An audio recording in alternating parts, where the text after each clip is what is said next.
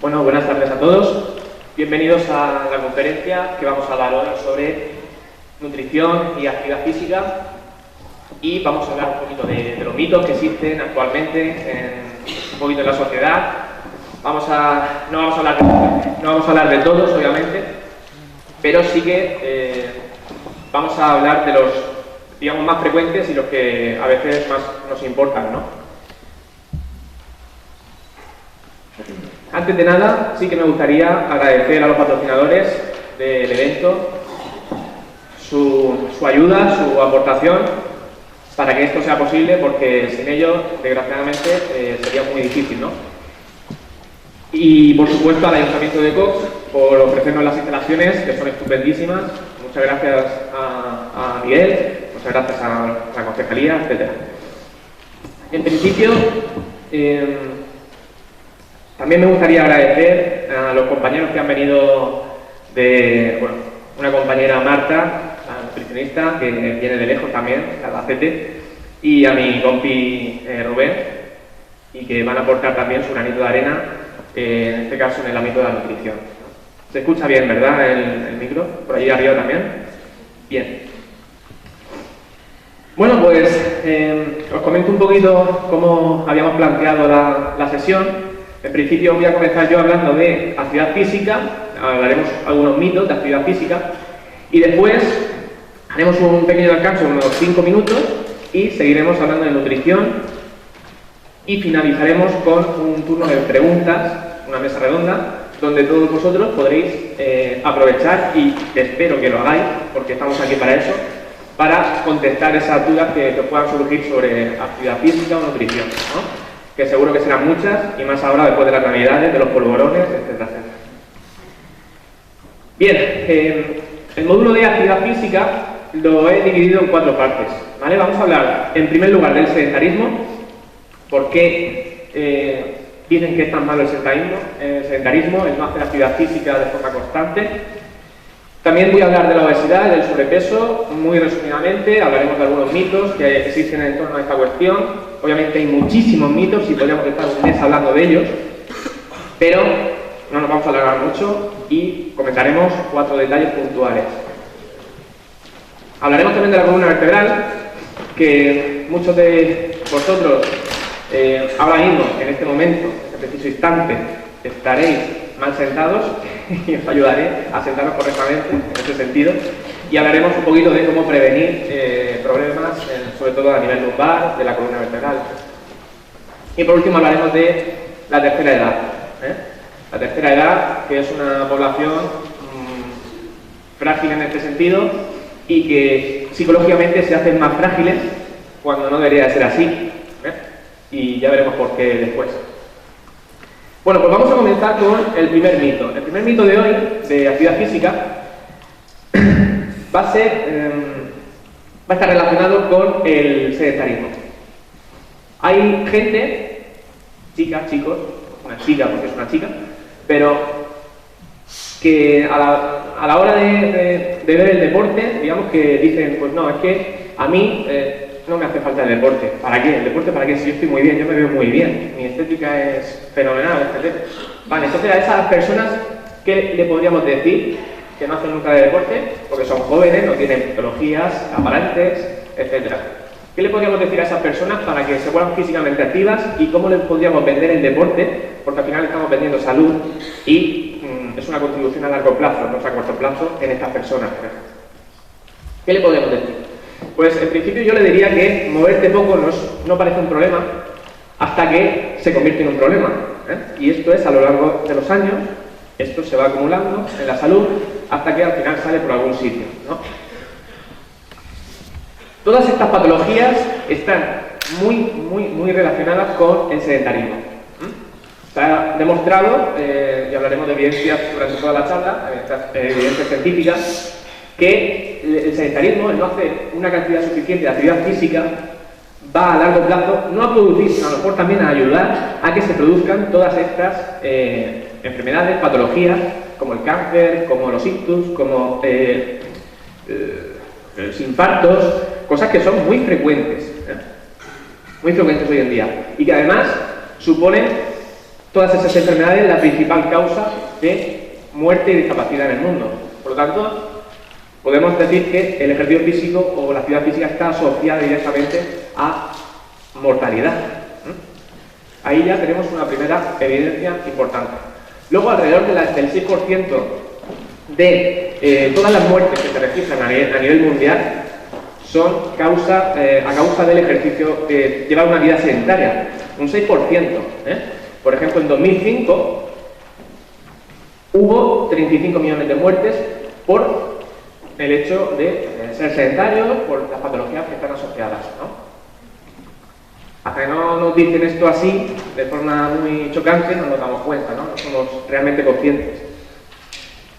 Y lo que más sorprende es que 6 de cada 10 personas en el planeta no realicen actividad física, sean sedentarias.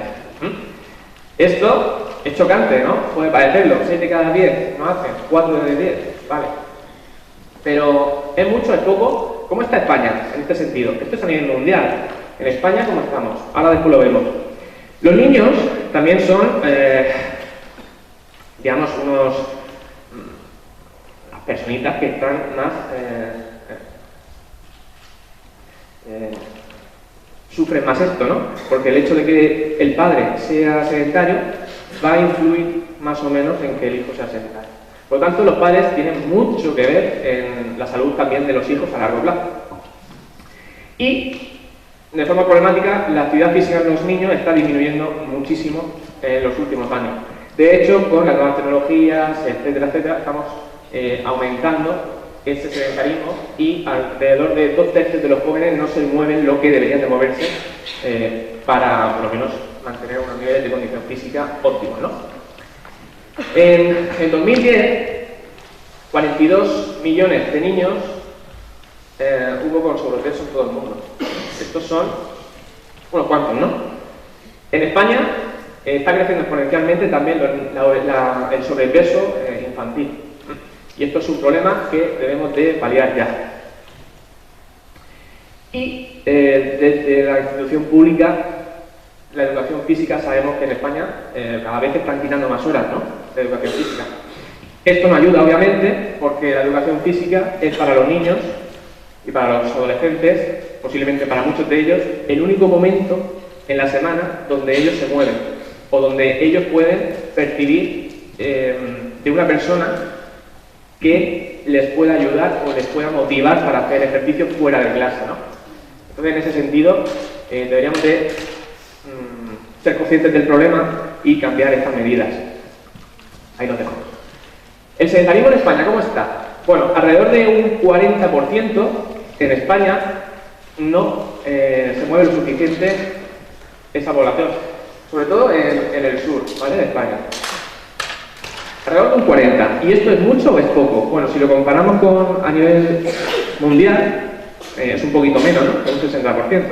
Pero si lo comparamos con países vecinos de la Unión Europea, como puedan ser Suecia o Finlandia, tiene un 7% de sedentarismo. Entonces, estamos a años luz de conseguir lo que ellos ya están consiguiendo. Y de hecho, Finlandia es uno de los países donde va todo mucho más rodado, ¿no?, en este sentido. Si buscamos, si vemos las búsquedas, por otro lado, que se han hecho en Google en los últimos años de términos como ejercicio o gimnasio, vemos que la línea aumenta, es decir, se realizan más búsquedas de eso. Esto, a grosso modo, bueno, nos dice que la gente está cada vez más interesada en el ejercicio. Pero, cuando nosotros vamos a ver la estadística a nivel europeo, se ve como España efectivamente está bajando también los niveles de sedentarismo, pero aún están muy por encima de donde deberíamos de estar, ¿vale? Estamos en un 42, las mujeres son por lo general más sedentarias que los hombres. Un estudio pionero que hizo Stephen Blair en el año 1989, de la Universidad de Carolina del Sur, fue un estudio pionero porque en las ciencias del ejercicio todavía estaba ahí un poco el ejercicio, la actividad física, que no está muy, no está muy relacionada o estaban intentando relacionarla bien con la salud, ¿no? Pues este profesor lo que hizo fue coger a 10.000 personas durante 10 años o 11 años, les midió marcadores, digamos, de salud, como pudieran ser los niveles de actividad física, la condición física, los niveles de tabaquismo, cuánto colesterol tenías, la tensión arterial, cómo la tenías, la hipertensión, un factor de riesgo que puede ser que los padres o familiares tuvieran algún tipo de problema cardíaco, o la diabetes, nivel de diabetes. Bien, ¿qué pensáis vosotros que de todo eso, de todos esos factores, cuál era el que más predecía la mortalidad de las personas? Él esperó durante 11 años y vio de esas 10.000 personas cuántas se morían y de qué. Pues, ¿qué factores pensáis que pudieran ser los más determinantes que pudieran producir esa mortalidad en esas 250 personas más o menos que fallecieron? ¿Qué podríamos pensar? Podríamos pensar que pudiera ser el tabaquismo, ¿no? Fumar mucho mata, eso dicen. Pero curiosamente, el tabaquismo fue lo que menos se relacionó. Fue más los niveles de colesterol en sangre, los niveles de glucosa en ayunas y, curiosamente, unos niveles bajos de condición física, niveles bajos de fitness. Entonces ahí ya empezaron a incrementarse exponencialmente las investigaciones sobre actividad física y salud. A partir de ahí ya el ejercicio físico se empezó a ver como una medicina, ¿no? Y como he comentado antes, en Finlandia se investiga mucho en este sentido. El ejercicio físico podemos verlo como una medicina, por lo tanto, podemos ver el ejercicio como una píldora donde podemos controlar en función de con qué persona, qué dosis darle a cada persona, ¿no? Entonces, como cualquier medicamento, le damos cuántos gramos, cuántos días por semana, cuánto tal, pues en el ejercicio también podríamos hacer lo mismo. Y de hecho se está investigando en este sentido. Están viendo cuánta cantidad de ejercicio es necesaria para conseguir esto, cuántos días por semana hay que hacer ejercicio y de qué tipo para conseguir lo otro, etcétera, etcétera. Entonces, vamos a ver las variables de la dosis, más o menos a nivel general, para conseguir unos beneficios óptimos de condición física en nuestra salud, ¿no? Primero habría que ver cuánto ejercicio hacer, qué tipo de ejercicio, con qué frecuencia y a qué intensidad. Esos son los cuatro, digamos, grandes incógnitas que tendría la píldora del ejercicio, ¿no? Yo os hago una pregunta para que penséis, ¿vale? Me gusta mucho hacer reflexionar a la gente porque así dicen que el aprendizaje es mayor, ¿no? Y la retención de lo que se dice también. ¿Qué ejercicio sería entonces más eficaz para conseguir esos beneficios en nuestra salud? ¿Qué ejercicio pensáis? ¿Qué sería más eficaz? Caminar. Caminar. Chillar. No. Bueno, yo os digo que sea aquel que seáis capaz de hacer, ¿vale? Cualquier ejercicio es bueno. Cualquier ejercicio vale, cualquier cosa vale, cuando estamos hablando de salud, siempre y cuando pues tengas un bagaje físico que te permita, pues si vas a correr, que estés preparado para correr, ¿vale? Dentro de eso. Pero siempre debemos, en cuestiones de salud, ver la adherencia al ejercicio físico, ¿vale? Si no estamos preparados mentalmente, al final lo dejaremos, como ocurre muchas veces. La pregunta, ¿al cuánto? Diferentes instituciones internacionales como la Organización Mundial de la Salud, el Colegio Americano de Medicina Deportiva, etc., recomiendan 150 minutos de ejercicio como mínimo en adultos de actividad física, aeróbica, ¿vale? Es decir, salir a caminar, salir a pasear, salir a correr, nadar, etcétera, etcétera. 150 minutos es, digamos, el margen, el mínimo que deberías de hacer para obtener esos beneficios en la salud y reducir el riesgo de enfermedades crónicas que hemos visto antes. Pero bueno, hay también otra variable de la dosis que hay que tener en cuenta, 150, pero ¿cómo son esos 150? ¿A qué intensidad? Y aquí metemos el término intensidad, que sería intensidad moderada, a intensidad vigorosa. ¿Esto qué quiere decir? tengo que hacer 150 minutos por semana de intensidad moderada e intensidad vigorosa. Si yo salgo a caminar con mi perrito, por ejemplo, estoy haciendo actividad física, ¿vale? ¿Eso me puede ayudar a mí a mejorar mi salud? Es posible, ¿no? Es posible. De hecho, hay estudios que corroboran que sí. Si yo salgo a caminar 150 minutos a la semana aquí, paseando al perro, ¿eso me va a aportar más o menos beneficios que salir a caminar paseando al perro? ¿Qué me va a aportar más? Más beneficios. Posiblemente, y obviamente, la intensidad, cuanta mayor sea esa intensidad, más beneficios me va a aportar dentro del mismo volumen de entrenamiento, es decir, dentro del mismo tiempo de ejercicio.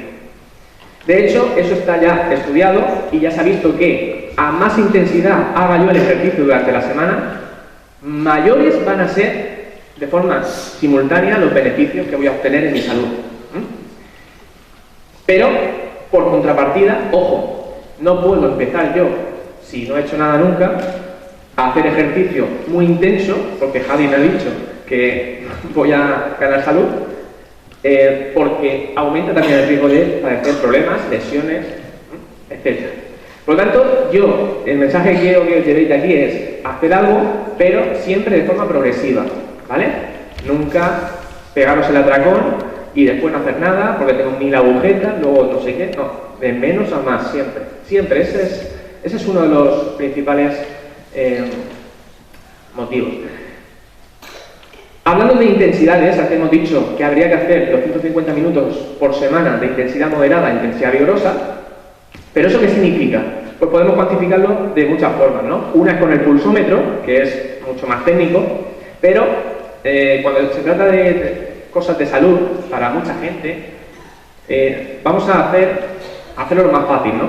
Entonces lo más fácil sería intensidad moderada, significa hacer ejercicio donde tú puedes mantener una conversación con cierta dificultad, estás haciendo ejercicio y te cuesta hablar con el compañero. Esa sería más o menos la sensación que tú tienes cuando vas a intensidad moderada, y es la mínima sensación, o sea, la mínima intensidad que tú deberías de hacer ejercicio.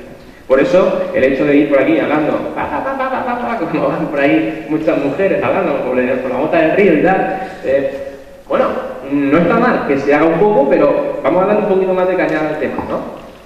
Y también habría que subir a intensidad vigorosa, donde ahí ya el ejercicio no te permite mantener una conversación o más o menos con facilidad, ¿no? Donde ya vas bastante cansado, ¿no? Esa es más o menos la intensidad que tú sueles percibir. Bien, pues ese es el rango de intensidad que deberíamos de trabajar y es importante que la controlemos, ¿vale? Por lo que hemos dicho, porque la intensidad también hay que controlarla. Aparte, la frecuencia. ¿Cuántos días por semana tengo yo que repartir esos 150 minutos a intensidad moderada? Pues te recomiendan que sean a 5, ¿vale? Si lo hago a intensidad vigorosa, te recomiendan que sea a 3. O sea, 3 días como mínimo a intensidad vigorosa serían suficientes para obtener esos beneficios. Pero claro, ya hemos dicho que a más intensidad yo necesito estar más preparado. Luego también podemos hacer una combinación de ambas. Puedo hacer días de intensidad moderada, días de intensidad vigorosa, ¿vale? Puedo combinar. Curiosamente, cuando estaba haciendo la presentación esta semana, el lunes salió un artículo científico que hablaba de los Weekend Warriors. ¿Esos quiénes son?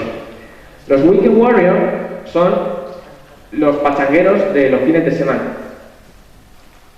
Es decir, los que van a jugar una pachanga el domingo a fútbol y luego no hacen nada durante la semana. Es decir, se matan un sábado o se matan a hacer ejercicio un domingo y luego durante la semana no hacen nada. Y este estudio decía que esas personas también pueden conseguir obtener esos beneficios en esos marcadores que hemos visto de hipertensión, etcétera, haciendo ese tipo de ejercicio. Por lo tanto, hoy en día, este estudio salió el día 9 de este mes, hoy en día se está otra vez volviendo a poner en duda si esos 150 minutos son necesarios o no. Yo lo que recomiendo es que de esto no saquemos la conclusión de que, vale, pues como me vale igual, hago esto, ¿no? Un día por semana, quedo con los amigos y ya está. No. Esto quiere decir que a pocas cantidades de ejercicio voy a beneficiarme, pero obviamente, como hemos dicho, a más cantidad de ejercicio voy a obtener más beneficios, ¿vale? Nunca comparar este tipo de personas que hacen este ejercicio con los que sí que cumplen los 150, porque los beneficios no son los mismos, ¿vale? Una cosa es que reduzcas en los dos casos, pero los beneficios siempre van a ser mayor en el que hace más y a más intensidad. Aquí os presento el icebercicio. El icebercicio, cuando nosotros vemos un iceberg, vemos la puntita de arriba, ¿no? Pues lo que vemos, si el iceberg es el ejercicio, si lo que vemos en la punta siempre vemos del ejercicio lo que se valora, ¿no? Lo que valora la mayoría de gente, que es la estética, que es el estar fuerte, los selfies en el gimnasio, bueno, eso está bien, vale, muy bien, a nivel psicológico viene fenomenal, pero también deberíamos de valorar y tener muy muy en cuenta lo que hay debajo del iceberg, que es todo lo que se previene en la salud, como las patologías, como el cáncer, como etcétera, etcétera, ¿vale? Sobre todo los dos tipos de cáncer más frecuentes, como el cáncer de pecho y el cáncer de colon. Hay estudios que verifican que se puede prevenir esos dos tipos de cáncer. Bueno,